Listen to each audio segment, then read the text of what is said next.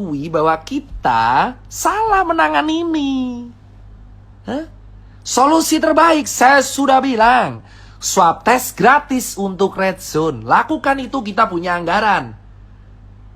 Kenapa kita selalu menyuruh warga di rumah aja, bagi masker di rumah aja, masker adalah solusi. Oke, masker solusi. Tapi kalau tidak diiringi oleh tracing, gimana caranya?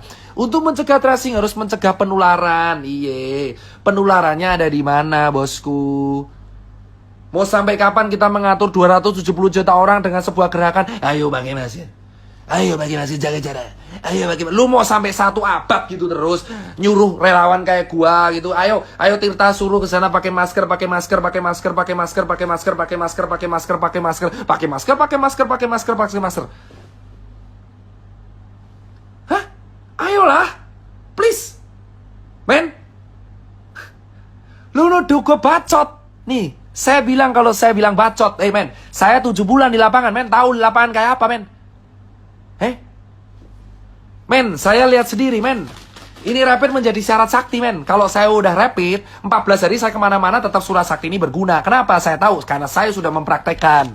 Saya cek ini 14 hari yang lalu saya kemana-mana. Lalu saya pakai masker, ngurus event, ngurus kemana, ngurus ke sana, ngurus ke sana. Terus saya kesini lagi, aman.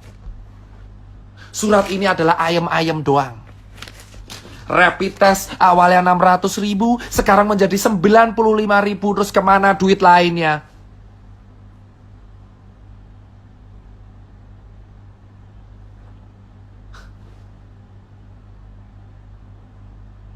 Please, gunain nurani lu, coy. Hah? Lu semua harus bersuara, men. Faktanya kita salah menangani ini, men. Alih-alih menangani swab test untuk dimasalkan ke rakyat secara gratis. Influencer pariwisata yang digas, gila. Ngehe, coy. Influencer pariwisata jalan-jalan ke sana kemari, pakai duit rakyat, nginep di hotel terkini, sementara kita sengsara.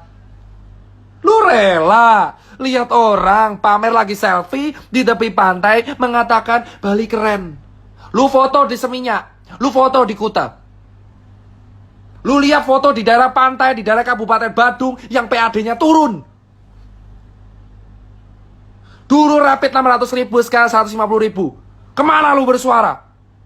Apa karena lu mendapatkan bayaran yang sesuai dari uang rakyat? Lu berkata bahwa negara ini aman aja. Kita sudah lihat Omnibus Law.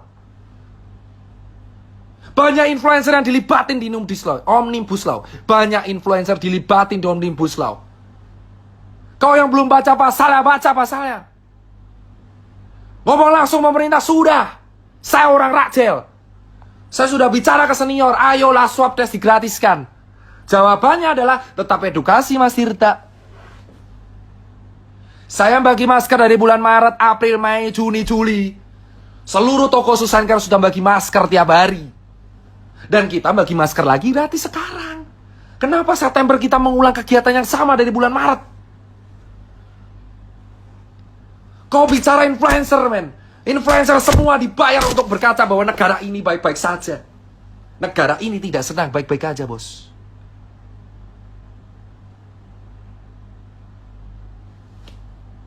Tidak ada kata tidur, bos, di sini. 7 bulan saya sudah tidak live seperti ini. Dan saya live seperti ini lagi.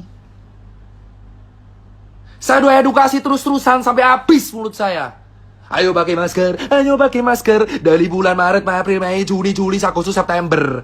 Sudah 6 bulan, dihitung dari Februari 7 bulan. Edukasi, pakai masker, jaga jarak, jaga diri. Ayo kita cuci tangan tiap hari, tiap saat, tiap hari, tiap saat, tiap hari, tiap saat, tiap hari, tiap saat. Dan sekarang September gerakannya sama lagi, pakai masker, pakai masker, pakai masker, pakai masker. Sekarang saya tanya jawabannya. Ketika orang-orang di PHK lalu dikasih makan apa? Masker. Sementara influencer dibayar oleh kita pakai uang rakyat, berkata bahwa negara ini baik-baik saja. Cek hashtag wonderful Indonesia. Maka kalian tahu adalah influencer yang dibayar oleh negara kita untuk mempromosikan pariwisata kita, padahal negara kita tidak sedang aman-aman saja. Kenapa dokter mau ngerjain? Untuk menjadi part of system dan mengerti sistem, kamu harus menjadi bagian dari sistem itu. Gimana kamu bisa mengerti cara kerja sistem kalau kamu tidak tergabung dalam situ? Malware, bos. Dan sekarang saya punya capture-nya. Ada orang nawari saya, Dokter Tirta mau nggak rapid buat donasi? Dokter Tirta mau swab nggak untuk grup? Dokter Tirta saya mau mobile PCR bisa diajukan nggak? Dokter Tirta saya jual APD, mau bisa dicarikan nggak? Dokter Tirta saya jual APD, tolong Dokter Tirta dicarikan. Dokter Tirta ini APD bagus banget, tolong dicarikan. Dokter Tirta donasinya masih ada, ayo tolong belikan APD, men. Kelar lu saya post tol.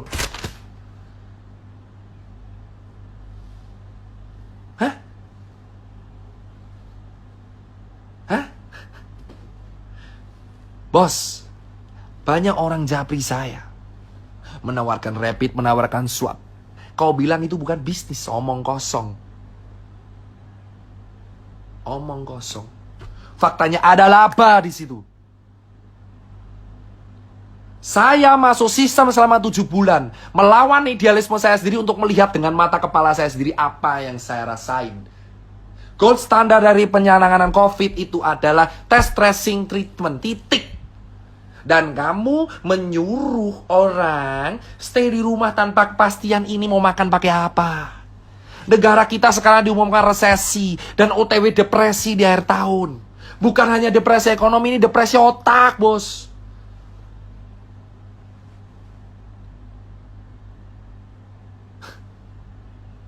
Puas kan? Saya tinggal upload itu semua yang nawarin, kelar semua sudah. HP saya ini menjadi bukti. Sudah saya backup di laptop. Banyak orang menawarkan ke saya jual rapid, jual swab, jual sarung tangan, jual APD, jual N95. Menggunakan harga reseller dengan alasan demand oversupply. Dan kau tanya kenapa warga, dokter-dokter banyak yang wafat? Karena APD-nya banyak yang gak standar, bosku, pada waktu itu. Di bulan Maret, April, APD kita nggak siap. Vaskes kita tidak siap. Kenapa susah banget mengatakan vaskes kita saat itu nggak siap? APD kita impor semua. Swab kita impor semua. Rapid kita saat itu impor semua. Alih-alih mengatakan itu kan ada statement hidrokloroquine obat COVID. Itu dari mana? Banyak orang mengatakan hidrokloroquine obat COVID. Itu dari mana? Goblok, hidrokloroquine itu adalah sejenis kina obat malaria. Pereda kerusakan pada paru. Vaksin Sinovac itu uji klinisnya baru tahap 3. Katakan pada rakyat, ini baru proses. Belum bisa dijadikan patokan berhasil atau tidak. Hah? Why? Why, man? 7 bulan udah cukup saya di sini, bos. Hah? Setengah jam lagi saya baru sholat subuh. Kenapa? Kenapa selama ini 7 bulan kita hanya begini-begini saja? Terkesan jalan di tempat, COVID naik terus, ekonomi turun terus. Kita tidak sedang baik-baik saja, bos. Saya tidak menyalahkan pemerintah, saya tidak menyalahkan rakyat, saya tidak menyalahkan nakes. Saya hanya bicara kronologis. Saya meminta kalian untuk berpikir dengan akal sehat. Buat kawan-kawan saya yang dokter, saya bergerak dengan kalian. Dari awal saya mengunjungi rumah sakit dan kawan-kawan. Ayo katakan, rapid test standar apa tidak? Katakanlah dengan lantang, rapid test itu standar atau tidak? Gold standarnya itu apa? Apakah layak rapid test digunakan sebagai standar transportasi? Katakan dengan lantang, apa sih hukuman saya? Paling mentok DR saya dicabut atau apa? Saya sudah nothing tulus, teman saya udah gak makan, Pak. Teman saya beberapa udah bangkrut. Teman saya udah dipecat. Kawan saya udah hancur semua. Buat apa saya punya finance kalau teman saya nggak bisa makan? Saya di Jakarta dulu hidup di jalanan, yang angkat teman-teman saya, sekarang teman saya nggak bisa makan. Terus saya bahagia gitu melihat teman saya nggak makan. Sementara saya terjebak di sebuah sistem, saya mengamati semuanya. Capture sana, capture sini. Saya foto semuanya, bos. Bos, saya kasih tahu nih ya. Banyak orang campaign pakai masker. Faktanya, pakai maskernya cuma di depan kamera. Pakai maskernya cuma di depan kamera. Di medsos pakai masker. Nyatanya kalau meeting nggak pakai masker. Ngerokok-rokok sana sini. Di kantor nggak pakai masker. Habis makan nggak pakai masker. Semua orang menghujat angkringan di Jogja dan angkringan di Semarang, tapi lupa mereka juga nggak pakai masker di kehidupan sehari-harinya. Pakai masker kalau cuma di razia Satpol PP, pakai masker kalau kena kamera, pakai masker kalau di medsos, pakai masker kalau foto. Jangan munafik semuanya. Ayolah semuanya kita berteriak, bos. Banyak orang juga pakai masker kalau cuma di media sosial doang. Hah? Di post langsung pelan-pelan, bosku. Pelan-pelan. Sabar, relax. Ini baru pemanasan. Jika suatu saat Instagram saya hilang atau saya hilang, kalian udah tahu alasannya karena apa. Bos, kita nggak usah naik. Banyak orang nggak pakai masker di luar sana. Banyak orang nggak pakai masker di luar sana, bosku. Ya, sudah banyak orang tidak pakai masker, berpura-pura aman. Di depan kamera pakai masker, di belakang tidak. Ya, pakai masker kalau ketemu orang, kalau meeting dicopot maskernya.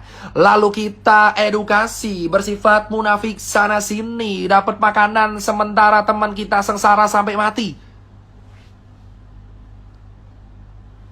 Bos, dan banyak teman-teman saya pengusaha yang jualan masker. Banyak teman-teman saya pengusaha yang pencitraan Young Money, yang pencitraan sana sini, yang pencitraan Young Money, pencitraan sana sini, pura-pura donasi padahal ujungnya jualan juga. Saya punya bukti. Orang donasi, besoknya jualan lagi. Gimiknya donasi masker kain, tapi juga dia jualan masker kain. Kau bukan bilang itu bisnis. Kalau bukan bisnis, kenapa kamu nggak menjual dengan harga jadi? Kenapa harus di markup? Kau bilang itu profit. Kau pura-pura donasi supaya bisnismu lancar semua. Wahai orang yang menggunakan kesempatan masker kain untuk memperkaya dirinya sendiri. Banyak orang pamer Brompton tiap hari. Lupa di bawahnya banyak yang menari-nari di atas kemiskinan, bos.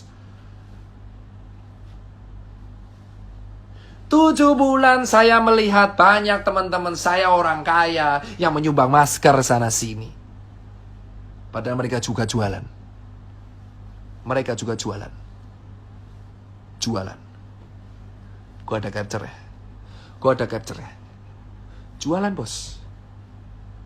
Lu kata ini kemanusiaan. Berdebah, bro, kalau ini disebut kemanusiaan. Apa ketakutan saya? Tidak ada. Saya cuma bicara 7 bulan di realita. Saya juga pernah lihat penguburan jenazah. Saya selalu menganggap COVID itu ada. Kenapa dari Maret dianggap tidak ada? Kenapa kita menganggap ini aman? Itu pertanyaan saya. Jika kalian komplain, kenapa kok COVID disebut konspirasi, kalian sendiri yang mulai.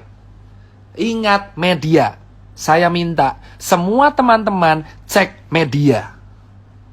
Di bulan Februari siapa yang mengatakan negara kita dari aman dari COVID?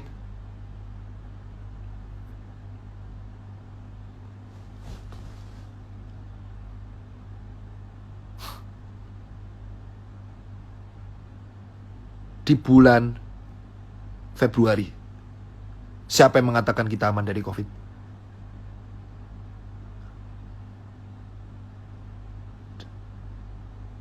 Siapa? Di bulan September semua orang berkata bahwa COVID itu berbahaya.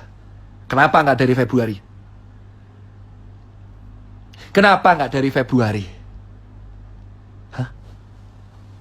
Kenapa nggak dari Februari mengatakan bahwa COVID ini berbahaya? Kenapa di bulan Februari semua orang-orang penting mengatakan bahwa COVID tidak akan sampai ke Indonesia? Tapi di bulan September, semua tokoh-tokoh penting mengatakan COVID berbahaya, ayo di rumah aja.